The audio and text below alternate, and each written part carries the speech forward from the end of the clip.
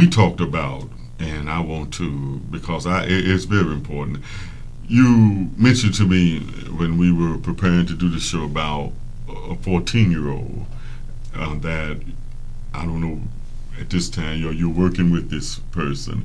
Tell the listening people about that 14-year-old, the type of youth that you work with. My heart goes out to this young lady. She came from a family who her mother actually was murdered by her father. And that touches me more because my brother committed suicide a year ago. And from that point, I had to step back and realize who I was, because he thought that I had a lot of strength. And at that time, I said I didn't. But now I realize that I do, because I met this young lady, and there's a purpose for everything. And because I met this young lady, I was able to tell her my story and explain to her that just because you're 14, I understand your situation. But believe me, life goes on, and I want to be here to help you. Unfortunately, well, fortunately, not say unfortunately, she became pregnant. But the reason why, her reasoning to me, was because she wanted someone to love. She wanted someone who was going to love her back. But I also explained to her at the age of 14, you may not understand that type of love.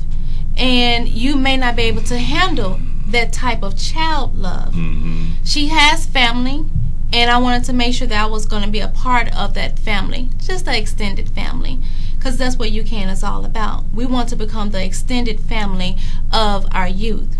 And so we have been talking, and we've been discussing going to church and getting her into some extracurricular activities and really making a decision about her life, because she felt like she was in love.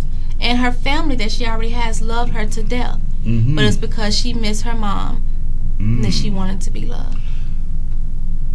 I call Miss Robertson Sean, for the purposes. Sean, let me ask you, where, in your opinion, because it's not Danny Chanel's opinion, your opinion, working in the neighborhood as you do, or with the youth, where are we as adults failing them?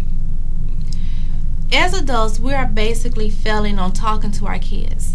I put on Facebook one day from another friend of mine, and she was saying, you need to come and get my kids because they're just bad.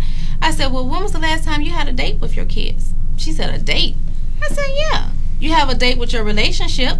Your kids are your relationship. Mm-hmm. When was the last time you actually sat down at the table and talked to them? When was the last time that you guys actually went out on a date? A movie date? Going out to eat?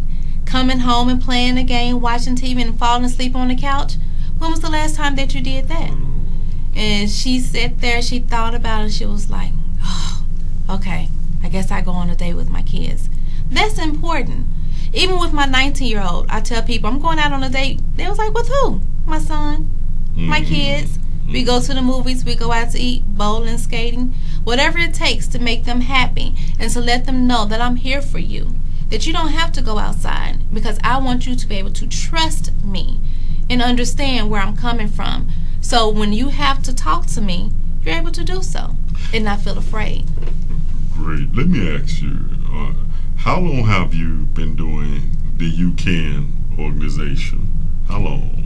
We've been in existence for 6 years, but we've been held back a year and a half only due to personal issues. So now this is our year that we're actually kind of starting back over, revamping our board, making sure everything is in the right path.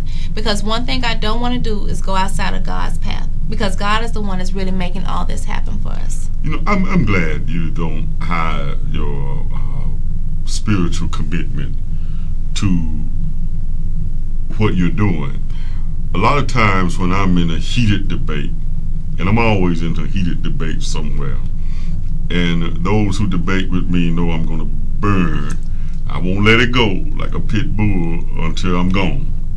But the criticism leveled against people of faith is that we're not doing anything. But usually that criticism comes from people who themselves are not doing anything. I tell them I'm still in the hood, and you mentioned people that are sagging and the youth that we turn away from. That's another problem that I think that it's, being missed. We have a disdain for our youth now, a critical eye or judgmental eye as saying, well, they're gone, there's nothing you can do for them. And so the older generation, those that, like me in the late 40s or 50s and 60s on up, have decided, I just give up, it doesn't matter. But yet, that is a mistake. That is a mistake. It's not easy, isn't it? No, it's not easy. It's not easy to try to work with, I'm going to say it the way I see it, people who have lost their way. It's not, when I taught in the Memphis City Public Schools, and I hired as a substitute teacher for 11 years, what I saw, not only were the children a generation lost, but their parents who had them at a young age, like this young lady here. You have a child having a child at 14 under social damning circumstances. It's going to be a problem. And how do you deal with that? What mentality you have to deal with that? What keeps you going where you don't just throw up your hands under arrest and say, I give up, I'll just take care of my kids and mine, and that's all that matters? See, that's a lot of attitude a lot of adults have. And I will say, I'll be truthful. It has been times and times again. I say I have to throw up my hands and say I can't do this anymore. It's too much for me. But I have support of family and friends that pushes me, and they say, think about everything that you've been through. There's a purpose. There's a reason. It's not for you. It's for someone else. And then as soon as they say that, someone called me and say, hey, I got an issue. I need your advice. And I'd be like, I just went through that. Thank you, God, for letting me be able to go through that. Right. Because what I have is just more of a testimony for someone else. So that keeps me going. Better Dream is an outreach for those kids who are daring to dream. We're teaching them the different aspects of life. We're teaching them the different aspects of career. We're teaching them different aspects of how they can gain additional education. Wow. And there are some other events that you'll be having. These events are to support the organization and what they're doing in the community, correct? That's correct. The latter part of the year is always our community events. In October, we have our Fall Festival, which this year we're holding at Hunter Avenue. In November, we always do Thanksgiving with the House of Matenzi. All right. As well as this year, we're actually doing a movie night at Memphis Family Shelter. This is our first year doing that, so we're kind of excited about that. And then in December, we always adopt a family. And with the adopt a family, we give them toys, books, clothes, whatever that they need. Is basically we're being Santa Claus. Last year, we really enjoyed it. We had so many items for the kids, and it was a single father. Oh, let me tell you this story. This story was the guy, his brother had actually went into jail and had been incarcerated, and he ended up getting his kids, and he adopted his kids as his own. He's just one man, no wife, no girlfriend, nothing. He was going to school, going to work, and he had 3 kids that he had adopted. Just for my personal information, which won't be personal after you tell me, how old was this gentleman? He was only 29. 29 years old. 29 years old, had 3 kids. I think it was 1 girl and 2 boys. And we filled their hearts and all the toys. And he was like, you know what, don't give us a lot of toys, because I want them to understand it's not about the toys that you have. I want them to get their education. Give us some books, give them some clothes, give them what they really need. There you go. Also, if people want to know more about your organization, how I get in touch with Miss Robertson or Sean is, of course, she has a Facebook page, and that way sometimes you don't always catch. I can just leave a message, on Facebook. What are some ways they can get in touch with you to know more about your organization? You can definitely go to Facebook, UCAN group. Also, you can go to our website, which is the letter U, CAN of Memphis, so it's UCAN of Memphis.org. And then you can contact us at 901-262-8642. Okay, all right. There's not much that, it's so much. I don't try to be Superman in the neighborhood. I'm always glad to find, she mentioned the House of Mackenzie, that's with Stanley Campbell. Yes. And one thing about it is he helps the homeless, yes. help for the homeless, people that are out on the street, and also his brother that is a pastor at Herbert Brewster's church. Reverend Campbell is there to preach the word to those who are homeless, and it's usually cold, you know. And there are just people of faith in the community doing what they can. But normally, this is what I always try to tell those who are just somewhere in space and believing that all of us, everyone, you can't accuse everyone of being just thinking about themselves in church when there are a lot of people of faith out there working, not just even in the black community. I understand there are some very large white churches that are fronting black urban ministries, and I applaud that.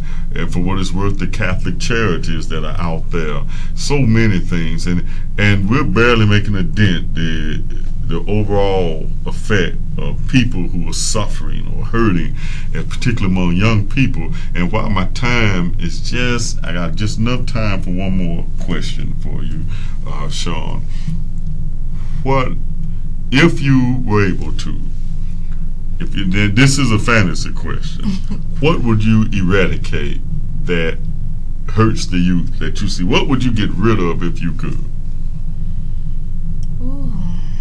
That I don't know, because I wouldn't want to get rid of anything, because you have to think about it. What you go through makes you stronger. If you don't go through it, then how can it make you stronger? How can you know what you can handle, what you can't handle? How can you help someone else if you've never been through it? All right. I see it. You see your point. You know, it reminds me of what the great orator Frederick Douglass said.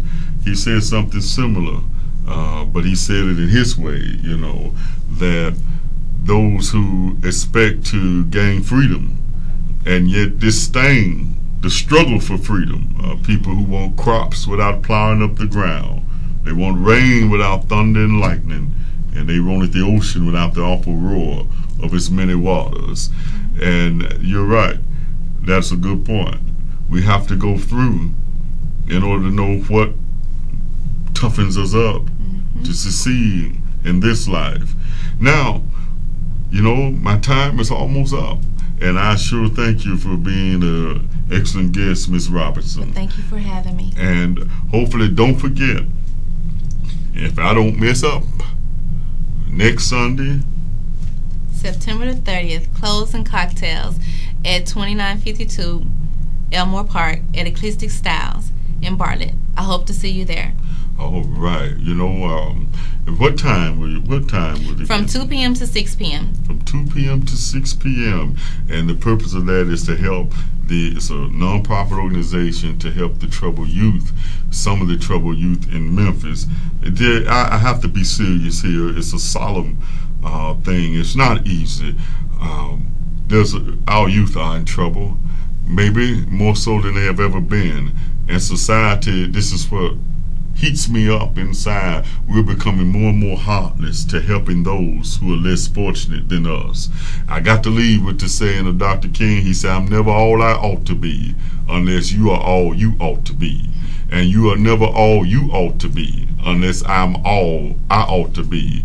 And we're never all in all unless God is all.